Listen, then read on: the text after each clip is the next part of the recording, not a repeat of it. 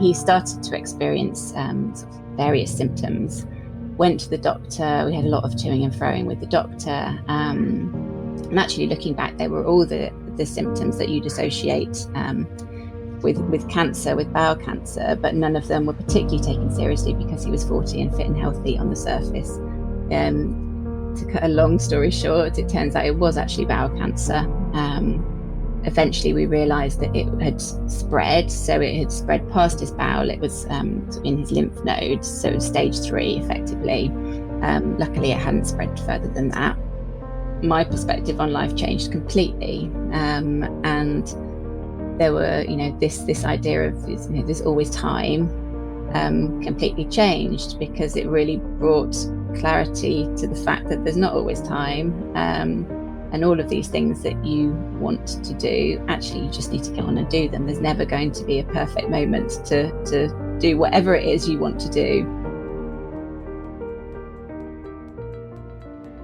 My name's Dr. Gary Crotaz, and I'm a coach and author of The Idea Mindset, a book about how to figure out what you want and how to get it.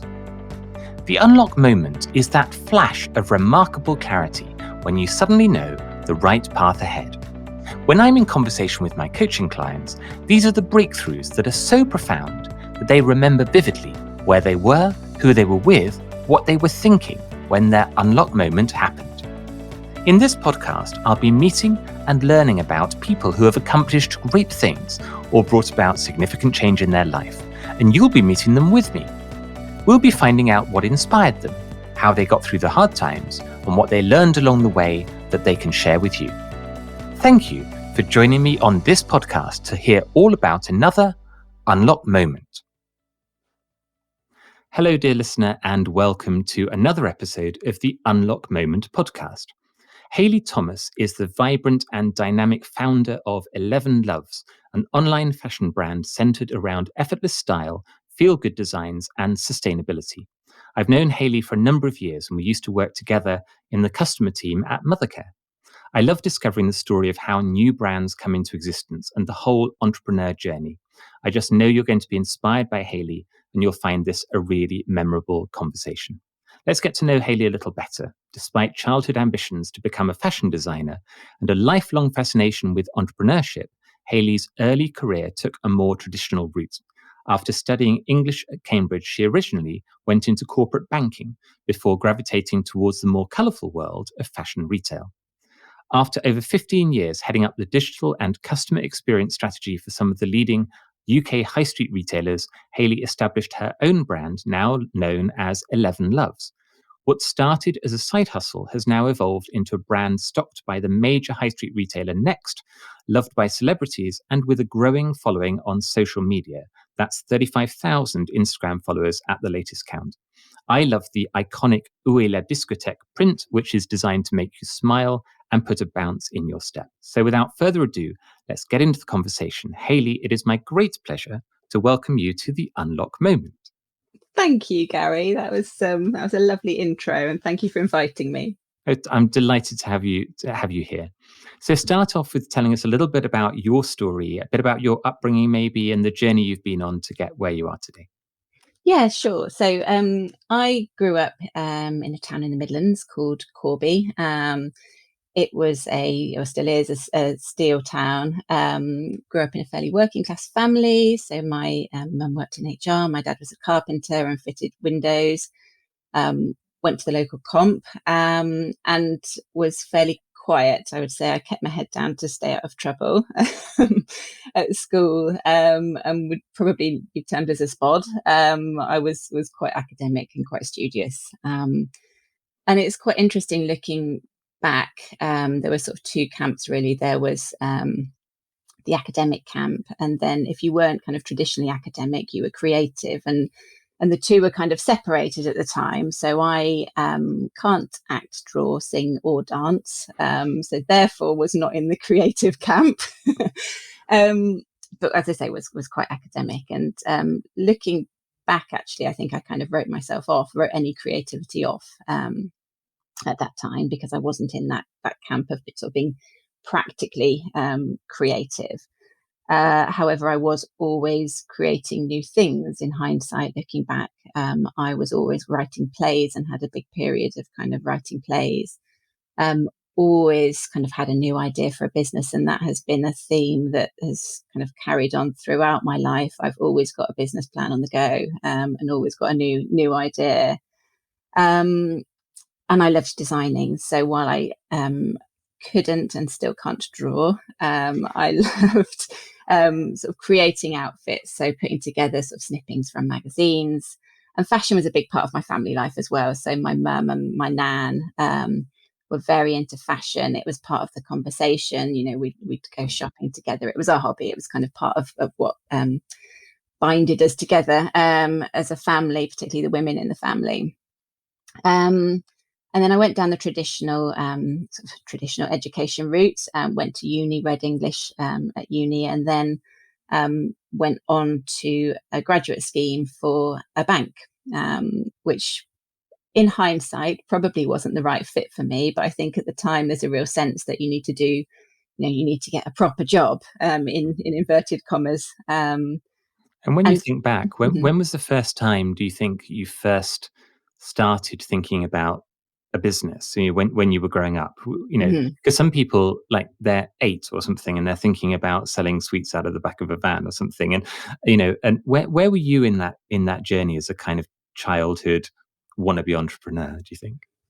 Um, To be honest, I can't exactly remember when it started, but I can remember the ideas that I came up with along the way. So I remember being in a garden centre with my parents. That was our kind of Sunday activity. You'd go to the garden centre. And they had those little stone hedgehogs that you sit on the wall. And I remember going away from the garden centre and doing a whole load of research around, you know, how you could create these concrete hedgehogs and how much it would cost to do that. And, you know, could you do it at home? And I found other people who Wow. were doing it at home. And so along the way, there have been a broad variety of business ideas from concrete hedgehogs to mobility scooters. Really? It tends to sort of link to something I'm going through at the time. So Mm. my nan found herself in a wheelchair, and so I was thinking, gosh, it's very difficult to get the right equipment. There must be a big market for this. So I did a lot of research on that. We got into sort of refurbishing a property. And so from that sprung another business around interior design and sort of refurbished furniture. So there's always a business idea on the go. And I don't know where it came from, to be honest. The first couple of years of my life, my parents ran a pub, so it may be from that. Mm. But it's just always been something that I've known that I want to do, and I've always said, you know, at some point I will run my own business. Now, you know, it's always been in the future. It's always been kind of, you know, a few One steps day you'll away. do it. Mm. And when you were at university, was it something that popped up at any time when you were studying? Not so much, to be honest, and that was probably, I think, because I was so busy, probably the only time where I didn't start running my own business, or didn't kind of come up with a plan necessarily. No, so it wasn't so much at university, but it was something that kind of I was thinking of throughout my childhood. And then after university, there was always, you know, within my jobs, there was always, you know, something that I could do as a side hustle. That actually never came to fruition for a very long time. There've been a lot of business plans on bits of paper. Yeah. And I mean, I know from painful experience, my own experience of having being in a career that I realized wasn't right for me, which for me was studying in medicine. What was the moment in banking when you knew it wasn't you and it wasn't your future? Mm. Um, I think I probably knew the whole way through, to be honest, but didn't really see an alternative, and didn't necessarily see that the kind of more creative fashion world that I kind of ended up in was really a business. Um, and I think there are a few moments within banking where I kind of look back and think they were probably the moments that I really knew. Um, it was quite a traditional environment, and I know banking's changed since then. Um, but at the time, it was quite male dominated, and um, I remember I had 3 suits, and they were all kind of various shades of grey. And as someone who loves fashion and who's grown up loving fashion, with quite a sort of family who love colour, and I do remember one morning putting on my kind of mid grey suit, and just thinking, oh my, this just isn't me. It's just not me. I don't feel like myself. Mm. On many levels, not just the level of kind of what I'm wearing, but just the kind of the conversations that I was having, and the environment that I was in. It just didn't feel like me instinctively, I'd say. And I talk to quite a lot of people who are in that place where the way I articulate it is, something's not right, and I don't necessarily know what, and I certainly don't know what to do about it, but I feel very strongly that something's not right. And I think I hear that coming through in the way you're describing. You're putting on that suit, going, "This isn't what I should be wearing," but I don't necessarily know what I do next. So, Mm. how did you transition from that point to, I'm going to leave and do something different with my life, and where did you go next? So I got to the point in banking where I knew that I wanted to leave. And so there was more of a sort of push factor at that stage than a sort of clear pull towards something else. Um, I had a mentor in the HR director, so he was very sort of supportive. I had quite a frank conversation. We started talking about various ideas, and actually, it was him that sort of said, "Look, I was saying, how much I've loved fashion and how much I loved designing as a child." It was him that said, "Have you thought about going into fashion?" And actually, there was an opportunity to take redundancy. So him knowing that I wanted to leave actually was very supportive and helpful in kind of putting me on that list. And that gave me the opportunity then to take some time out and get a bit of work experience, and start to sort of build contacts. And I was just very lucky in that the right job came up at the right time. So there was a strategy role that came up within the umbrella organisation of some sort of major women's high street retailers. And applied for it, got it, and that was a whole new world really that opened up for me. And how quickly did you know that was a better fit for you? Oh, immediately, I would say the day I walked in, I was surrounded. In fact, probably at my interview, I remember being shown around at my interview, and I was walking around an office that was full of rails of clothing and shoes, and um, for someone who loves that and who gets a lot of energy, and is very passionate about that. That just felt like the environment for me. It was like a kind of polar opposite of the sort of slightly grey banking world that was at the time. And you spent a few years then in that kind of world, and you morphed into this deep expert in the sort of digital customer experience. I know, and that's how we met and worked together. So tell me a little bit about where your interest and your focus morphed to in your corporate roles over Mm. that period of your career. Yeah, so I went in as in a strategic role, and this was before digital really took off. So digital was very new, for in fashion retail, and I worked with the teams to set up a whole new, the first website that they had. Um, and I think at the time, I remember having a conversation because I had a real sense that I wanted to get closer to customers, and customer experience and user experience weren't a thing either then. There was customer service, but that was as close as it got. So I had a real sense that I wanted to get closer to understanding the customer and producing something for them. And at the time, I think I thought that was producing the clothing for them. And I remember having a conversation and said, I really want to move into the buying the design side, and was absolutely shut down and told, you don't, the two are completely separate paths. You haven't started out on the right path. You started out on a corporate path, a strategic path, not the sort of buying, design, creative side.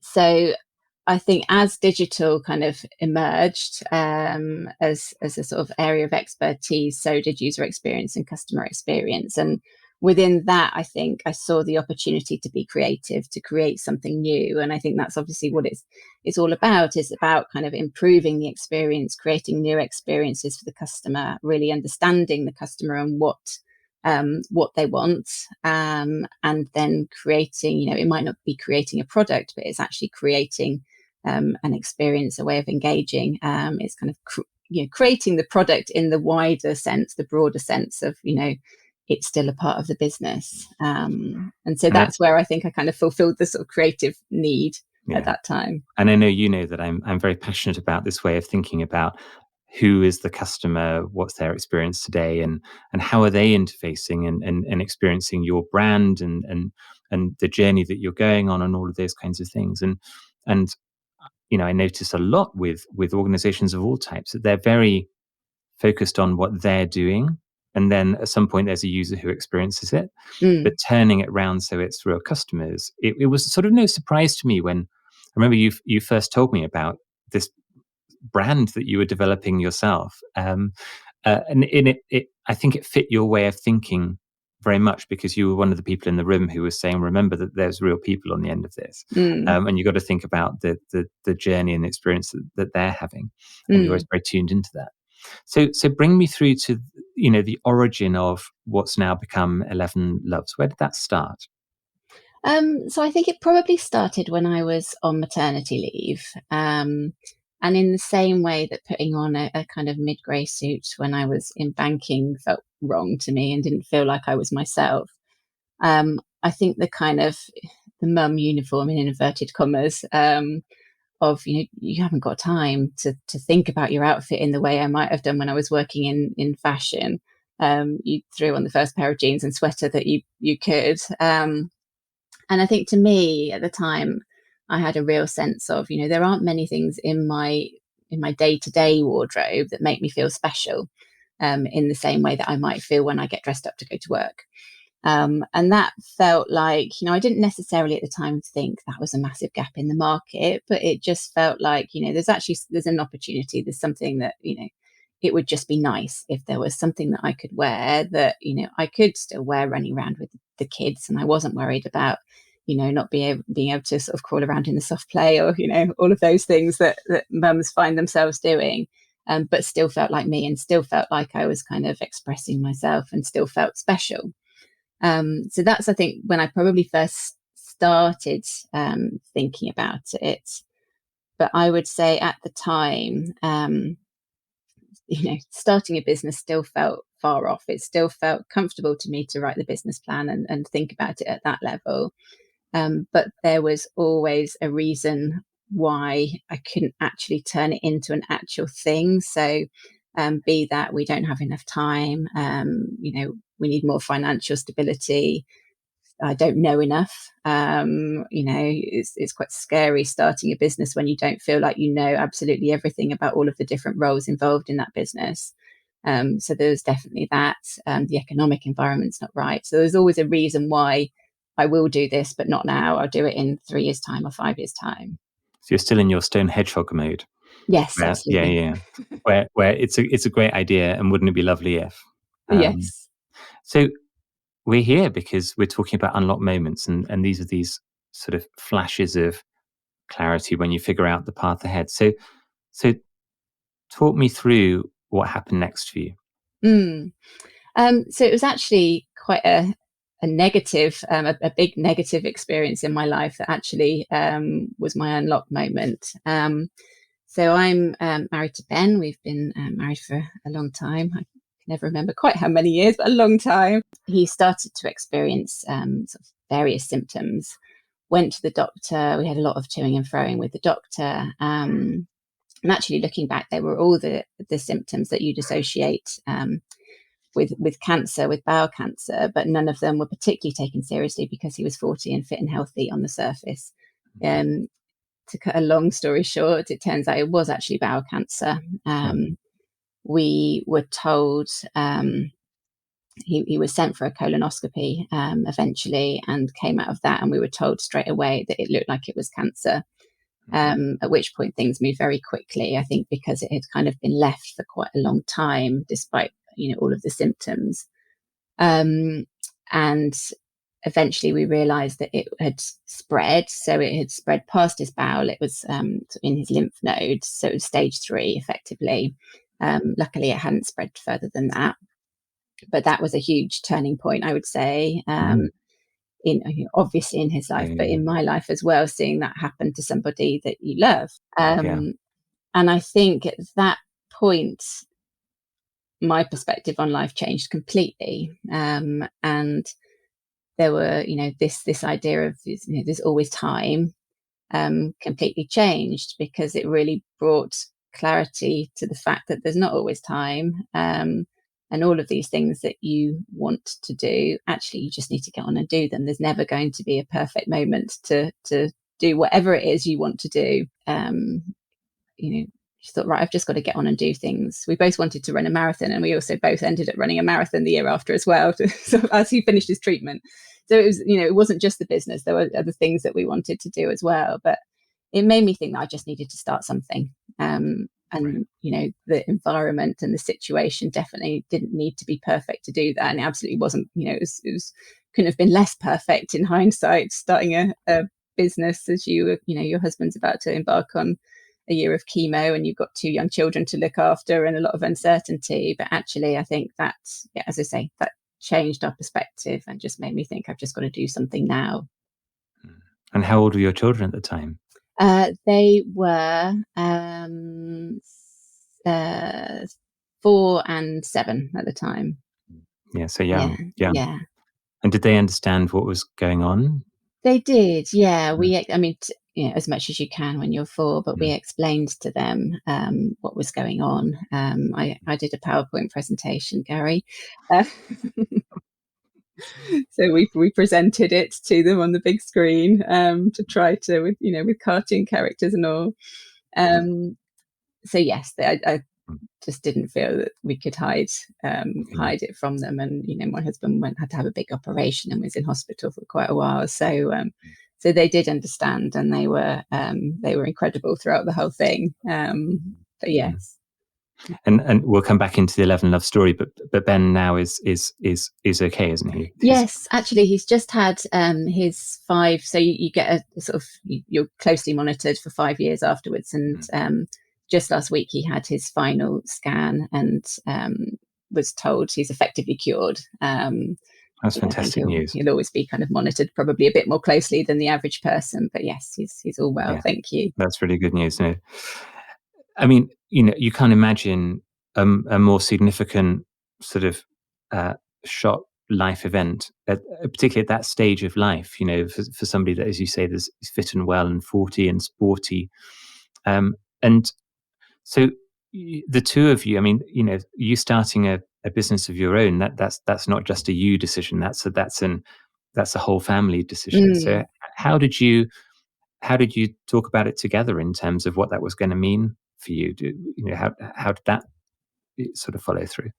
Yeah, I mean, I think the sense of we just need to get on and do things was so strong that all of the, what does this actually mean in terms of the impact on the family wasn't really a consideration at the time. And that's probably the only reason why we started it, because actually if I had thought through the impact, I obviously, it was a side hustle. I had a day job, so that's a lot of time to spend on top of looking after 2 children.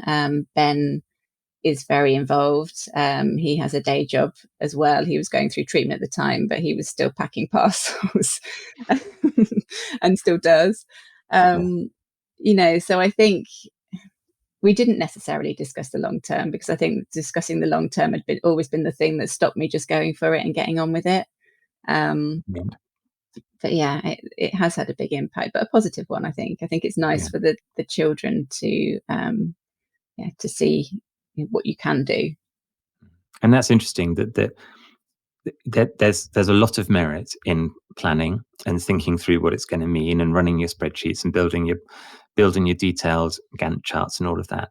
But there's also some merit in not getting so hung up on that it never happens, and getting going. And I hear that balance in what you're describing now, which is a bit of an entrepreneur's skill. Actually, there's entrepreneurs who don't do enough forward planning and end up sinking a lot of money into something that can never succeed. And then there's a lot of others that are still on stone hedgehogs now, and they've just never started that business. I'm definitely going to grab the stone hedgehogs metaphor for all my future coaching. That'd be the headline.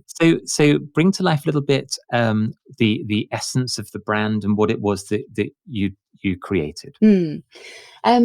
So I wanted to create a brand that was about everyday wear, but making women feel special in what they were wearing every day. So I wanted to create a brand that was practical, that you didn't feel like you needed to say for best, but still felt like there was something about it that expressed you, that expressed some personality, that made you feel like you was what you were wearing, despite the fact that you were wearing it running around the soft play or the park, was still special. So that's a core kind of element of the brand. And I think um, the other thing that has been a kind of non-negotiable throughout is ethics and sustainability. And I think I spent a long time when I was working in high street retail looking at that and really sort of getting into the detail of um, how factories work and how clothes are made and the practices around that and how workers are treated. And I think that was something that from the very start I knew that if I was to create a clothing brand, it needed to be ethical and it needed to be sustainable. And whether that means that, I spend a lot more on my product because it's organic cotton. That's something that I, will never change. I will always aim to use sustainable fabrics to ensure that whatever factories that I'm working with are audited to the highest standards. So that's always been core to the brand as well. And I think the third thing is kind of making it personal. So I love the whole small business space. I think there's an amazing small business community, particularly through Instagram. And I think people buy people, and whatever happens with the brand in the future, I love the fact that I talk to my customers and going back to my kind of background in customer experience, I love knowing what they think. I love hearing the good and the bad from them. I love getting their input into, what colors I go for or what patterns or, design features. So I want it to sort of stay like that. I want it to feel like a small business, whatever happens with it in the future. I really love that, and something I know we've talked about before. You're a reluctant catwalk model, but I know that it's been important to you to be personally present on your Instagram feed, modeling your own clothes, and that plays to that. It's personal piece. So Mm. tell me about what it felt like the first time you were out there in front of camera with modeling your own clothes on Instagram. What was that like? I will never. I don't think I will ever be comfortable with that. My photo pose is kind of completely upright with my hands by my side. I'm not a natural. Going back to the kind, at school I can act, I can't dance. I'm not comfortable in front of a camera, Gary. But as you say, I feel like it's very important, and I feel like people want to see the person behind the brand. Um, so I've just got used to it, and I the first few times I made myself do it. And now actually I do enjoy the process. I enjoy thinking through how I can show the product. I don't necessarily still enjoy being the model, but I like showing people how you could put things together and how you can wear things and making that fun as well. I think, there's a whole lot of fun in Instagram, particularly in the kind of reels and videos. So and that's a big part of the brand is fun and feel good. And I sort of try to bring that all into the reels and videos that I produce. And we'll put the link in the show notes. But I think I know that people, when they go and look at the Instagram feed, they'll pick up on that real humanity of the brand. It's real people and real clothes that you can go and wear. And I really love that, because there's so much that is sort of overplayed in terms of fashion, where it's all a little bit inaccessible Mm, and sort of glamorous to the point of you wouldn't actually go and wear it. mm, And I really like brands that, you're talking about the ethical and sustainable angle. It's really important because people really care about it. mm, And I think that comes through really strongly in what you've done. So something that I'm really interested to hear about is the practicalities of running a side hustle fashion business, because most people, they're in the stone hedgehog mode and they go, well, I do like the idea of one day being, Ben Francis of Gymshark or whatever it is. But they don't think about the bit in between where you're at your kitchen table packing boxes and posting them off and all of that. So what does it look like in your home to be running your own fashion brand? Like practically, what kind of things are you actually doing? Yeah. So there are a lot of boxes in my home at the moment. We had a delivery earlier this week actually, which has slightly tipped us over the edge. So we already had our spare room full of boxes, and part of my bedroom, and now we've got downstairs and the upstairs hall. So I am looking now at outsourcing distribution because it's reached that point where we just can't live surrounded by boxes anymore. But in terms of the sort of day to day, there is a lot of we do everything. I do everything, and then Ben in his spare time does all of the packing. But day to day, there's a lot of packing. There's a lot of samples around, so I'm surrounded by things that I'm working on, and I do a lot of buying products that I like and thinking, how can I change that? How could I make that better? So there's a lot of kind of samples and things that I'm halfway through working on around me. There's lots of fabrics around me. I spend a lot of time talking to customers, so spend my evenings, I might be sitting with the kids with the TV on, but I'll also be chatting to customers and answering queries and, giving them, I'll be watching the television and measuring the waist of the new jeans. So there's a lot of that. There's a lot of learning actually as well, because my background isn't the product side of things. And as you start to sort of move into more technical areas, you need to understand how a product's formed and put together. So I'm working with some experts in all the right areas. So there's a lot of learning, which I'm loving as well. But it is, it's varied. And then we won't mention the kind of accounts and the tech support because that's Well, really something. but I come back to the authenticity piece. You're at a stage where you've got your website, you've got a range, you've been going for years, you've got 35,000 Instagram followers.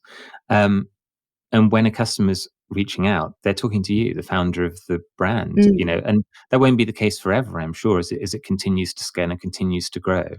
But there's something really authentic about, it's still you, and you want to be the person that's there directly in touch with the person who's buying your product and engaging with everything you've created. So I really like that coming through. Yeah, no, I think it's important, to find a way of doing that, however big the business gets or not. So I think that's really key. And I know in the last few months or so, you've been thinking through and working through some really significant changes in terms of things like the brand and your time and your involvement. So, what's happened most recently in terms of how it's all been developing? So the first big thing is that we've rebranded. So the brand actually started out being called Love, Sweat and Teas. And I remember at the time I was chatting to someone when I was trying to think of names, and she said, "But doesn't that just limit you to sweaters and t-shirts? Because that's what we started as. It was all sort of printed sweaters and t-shirts." And I remember saying at the time, "No, because that's all I'll ever do. It's only ever going to be a hobby. Um, and I got to the stage where I wanted to expand into other product areas, still keeping to the sort of everyday style theme. But Love, Sweat and Teas didn't really work as a brand name anymore. And so we decided to rebrand. It was the complete opposite of any other rebrand I've ever worked on in my corporate life, which would typically take, 6 months to a year, and involve lots of PowerPoint presentations and all sorts. So I went for a walk on a Friday, was chatting to Ben and said, I really think I should have rebranded. I should have renamed the business.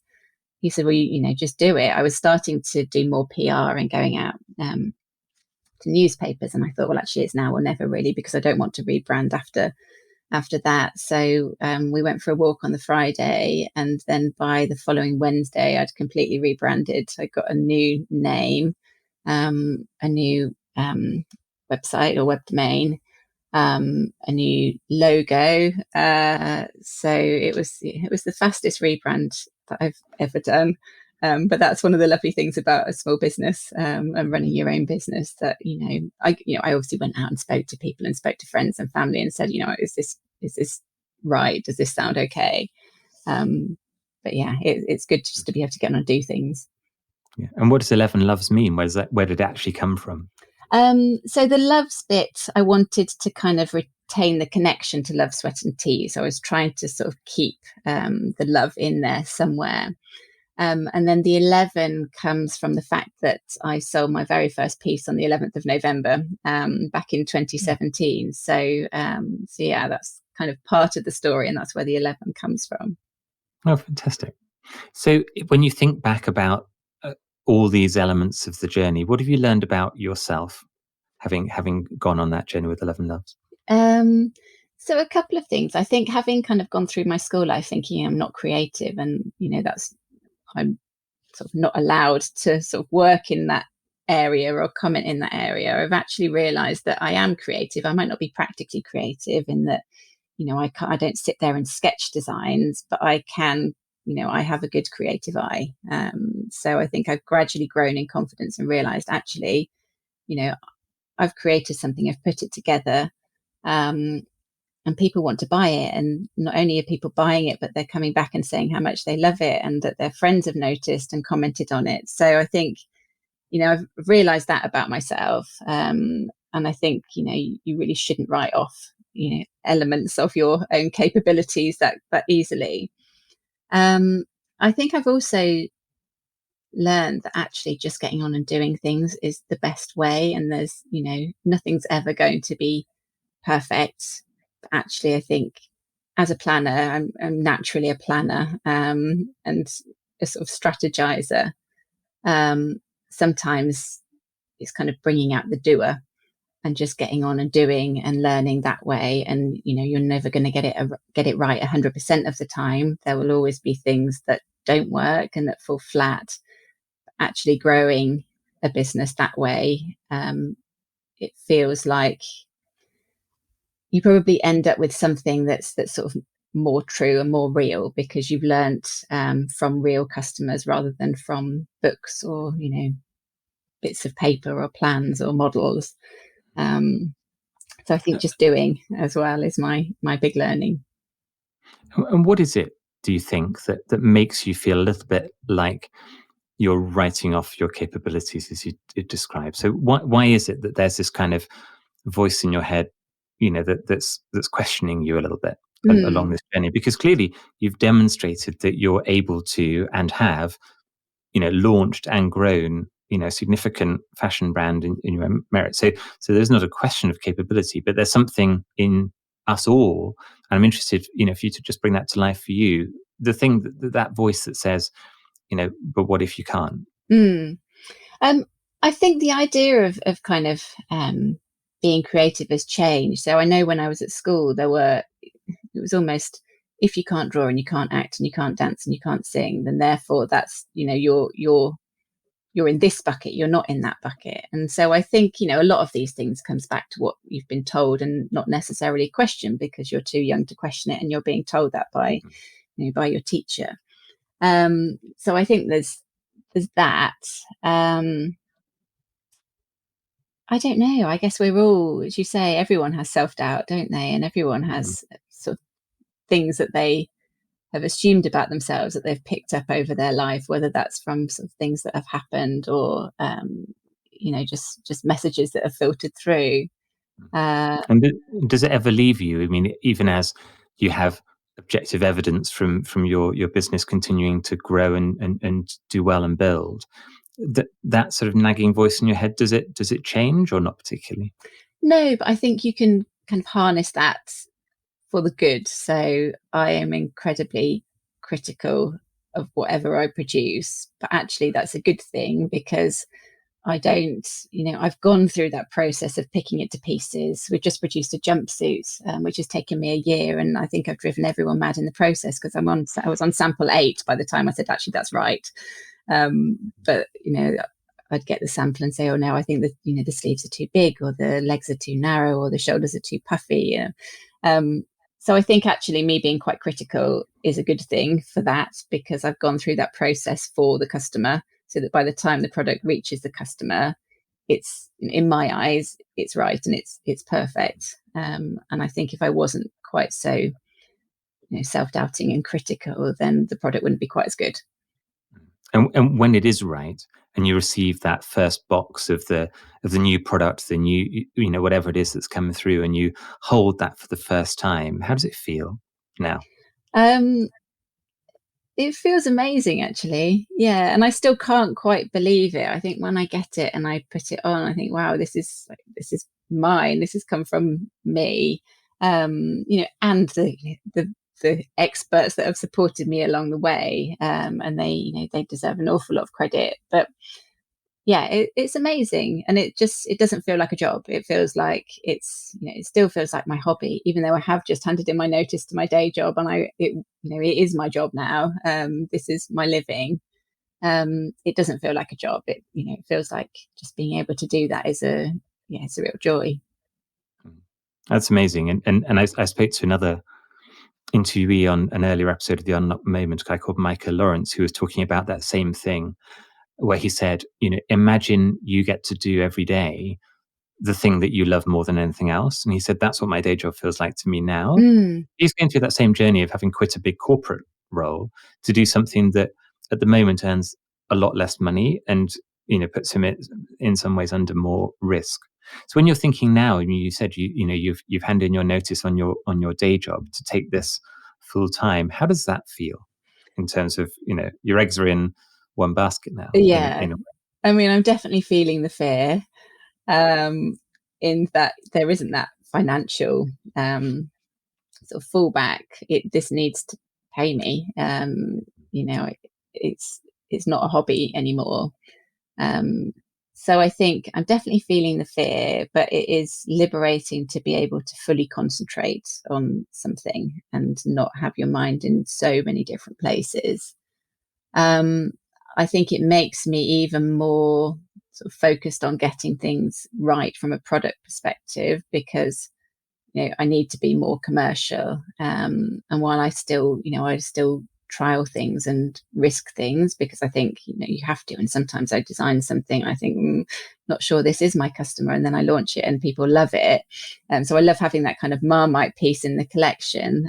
But it is making me even more commercial and even more sort of focused on doing things right, and getting them right for the customer. So you're all in, both feet. What's the next year ahead got for you, do you think? So definitely expanding the range. So retaining the focus on everyday wear, but expanding.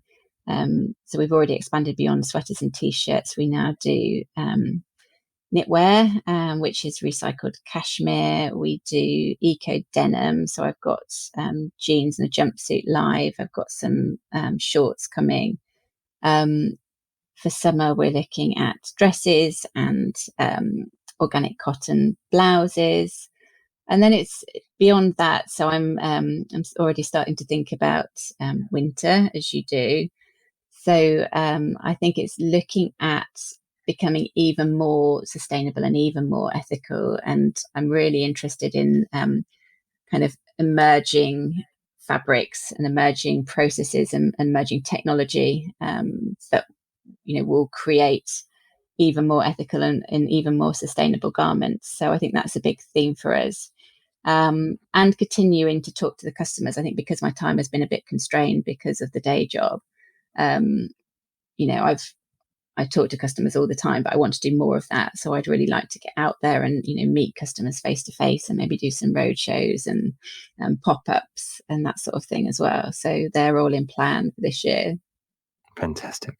And where can people find out more about you and about the 11 Loves brand, and where can they find your products? So the website's 11loves.co.uk.